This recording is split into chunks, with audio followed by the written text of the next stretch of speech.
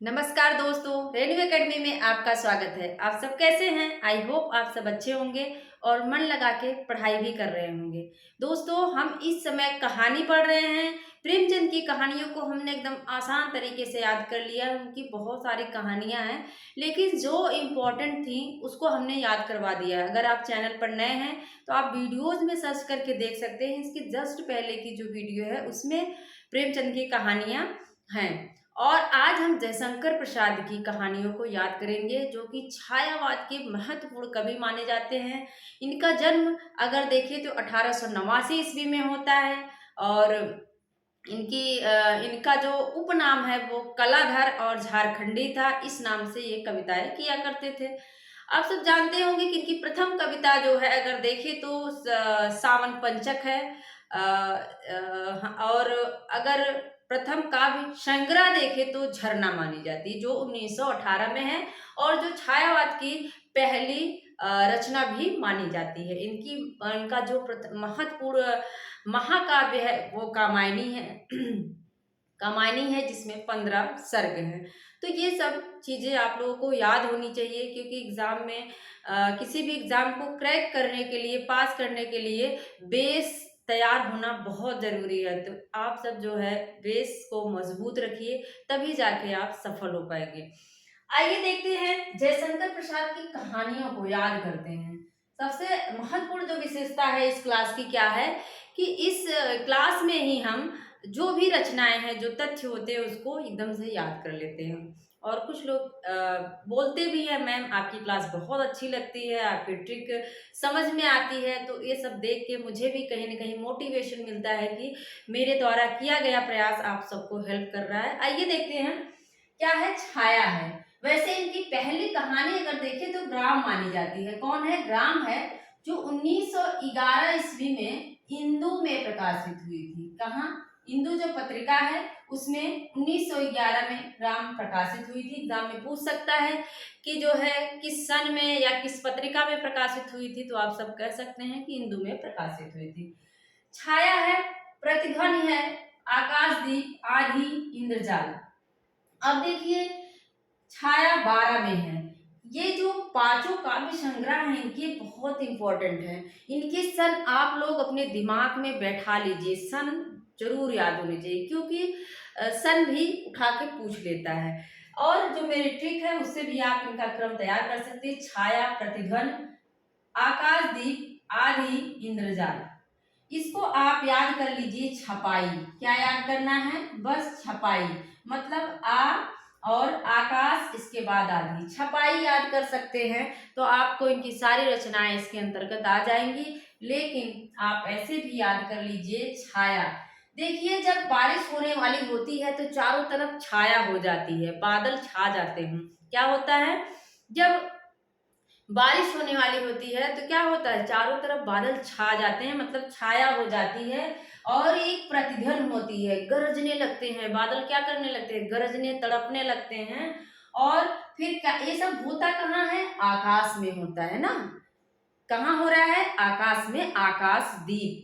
और इसके बाद आधी आ जाती है, एक इंद्रजाल सा बन जाता है, क्योंकि कहते हैं कि जो वर्षा करवाते हैं वो इंद्र जी करवाते हैं। तो लास्ट में क्या है? इंद्र जो है एक जाल सा बना देते हैं। फिर से देखो, छाया हो जाती है। जब बारिश होने वाली हो तो छाया हो जाती है, अजीब तरह की ध्वनि होती है।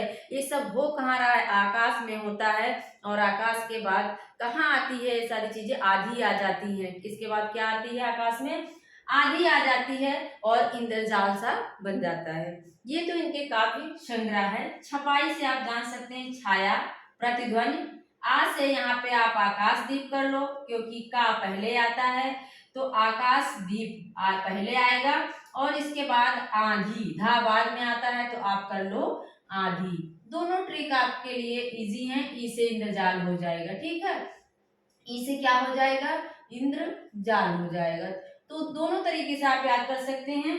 आपके लिए ये वाली ट्रिक जो है ज्यादा आसान पड़ेगी। आप सिर्फ छपाई याद कर लो।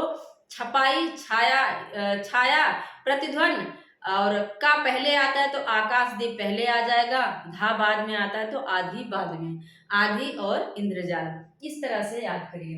इसके बाद देखिए इनकी है, ये भी कहानियां पूछी जाती है। पत्थर की पुकार, उस पार का योगी, चंदा, देवदासी, ममता, खंडहर की लिपि, घीसू, चूड़ी वाली, बिसाती, मधुआ, नूरी, पुरस्कार, गुंडा, छोटा जादूगर, शालवती। ये सारी कहानियां हैं इनकी। और इसको याद कैसे करें, सबसे बड़ी समस्या होती है कि इतनी सारी रचनाओं को याद कैसे करें। तो थोड़ा सा कहीं ना कहीं हमें अलग तरीके से पढ़ने की जरूरत पड़ती है। आइए देखते हैं। पत्थर की पुकार क्या है? जयशंकर प्रसाद। आप सब जानते होंगे जयशंकर प्रसाद कैलाश पर्वत पर रहते हैं, तो वहां पे पत्थर ही रहेंगे। तो क्या हो रहा है वहां? पत्थर की पुकार। एक वहां पर शंकर के पास एक योगी आता है, पत्थर में पुकारते पुकारते एक उनके पास योगी आता है। किसको पुकार रहा है? चंदा, क्योंकि चंदा तो शंकर के पास ही है ना, उनके उनकी जटाओं में चंद्रमा है। तो चंदा को पुकारता है। क्यों पुकारता है? क्योंकि वो देवदासी हैं, वो शंकर जी की दासी हैं, देवदासी। और उनके अंदर ममता भी है। चंदा देवदासी हैं, ममता भी है। और फिर खंडहर की लिपि, खंडहर में वो खोजता हुआ आता है योगी। और इसके बाद उनको घीसू चूड़ी वाली मिलती है। घीसू चूड़ी वाला मिलता है। घीसू है चूड़ी वाली, लेकिन याद कर लो घीसू नाम का एक चूड़ी वाला है जिसे बिसाती कहते हैं। गांव में देखो, जो लोग गांव के होंगे वो जानते होंगे कि अभी तो बड़ी बड़ी दुकानें हो गई हैं, लेकिन पहले गांव में गांव की स्त्रियां बाहर नहीं निकल पाती थी, तो कुछ सामान श्रृंगार वगैरह का छोटे छोटे डब्बों में रख के सब साइकिल पे रख के बेचते थे, जिसको बिसाती कहा जाता है। चूड़ी भी बेचते थे। तो वहीं से हमने लिंक कर लिया था। घीसू जो है चूड़ी वाला है, जिसे हम बिसाती कहते हैं, वो क्या करता है? मधुआ को बुलाता है और नूरी को पुरस्कार देता है। क्या करता है? मधुआ नूरी को बुलाकर पुरस्कार देता है। तभी वहां पर कुछ गुंडे आते हैं और जादूगर बनकर सालवती मतलब सारा सामान लेके गोल हो जाते हैं। तभी वहां पर कुछ गुंडे आते हैं, छोटा जादूगर, जादूगर बनकर, छोटा जादूगर बनकर, और सालवती मतलब सारा सामान लेकर गायब हो जाते हैं। है ना आसान ट्रिक? एक बार फिर से देखो फटाफट। पत्थर की पुकार, एक योगी है जो पत्थर में पुकारते पुकारते आता है। किसको पुकार रहा है? चंदा को पुकार रहा है। क्यों? चंदा देवदासी हैं, उनके अंदर ममता है। इसके बाद वो क्या करता है? खंडहर में जाता है, तो उसको क्या कौन मिलता है? एक घीसू चूड़ी वाला मिलता है, जो कि बिसाती है और मधुआ नूरी को पुरस्कार देता है। मधुआ नूरी को पुरस्कार देता है। तभी जो है वहां पर गुंडा आ जाता है और छोटा जादूगर बनकर सारा सामान जो है क्या करता है? सालवती सारा सामान उठा के लेकर गायब हो जाता है। एकदम आसान ट्रिक है, इसको आप अपने जहन में बैठा लेंगे तो एग्जाम में अगर पूछ लेगा कि निम्नलिखित में से कौन सी जयशंकर प्रसाद की कहानी नहीं है, तो आप तुरंत टिक कर लेंगे कि इस स्टोरी में, इस कहानी में तो ऐसा कोई नाम नहीं था। फिर से एक बार फटाफट देखो। छपाई है छाया प्रतिध्वनि। छाया प्रतिध्वनि आकाशदीप का पहले आता है, आकाशदीप आंधी, और इसके बाद क्या है? एक इंद्रजाल बन जाता है। पत्थर की पुकार, शंकर जी कैलाश पे रहते हैं और पत्थर में पुकारते पुकारते ये एक योगी आता है। किसको पुकार रहा है? जो शंकर की जटाओं में चंदा है, चंदा को पुकारता है। क्यों? क्योंकि वो तो देवदासी हैं, इसलिए उनको पुकार रहा है। देवदासी है, ममता है उनके अंदर।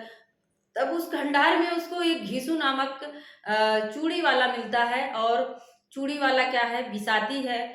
इसके बाद वो मधुआ और नूरी को पुरस्कार देता है। पुरस्कार जैसे ही मिलता है, तैसे ही कुछ गुंडे आते हैं, गुंडे आते हैं और जादूगर बनकर, छोटा जादूगर बनकर सालवती मतलब सारा सामान लेके गायब हो जाते हैं। ये जो सालवती है, इनकी अंतिम कहानी मानी जाती है। क्या है?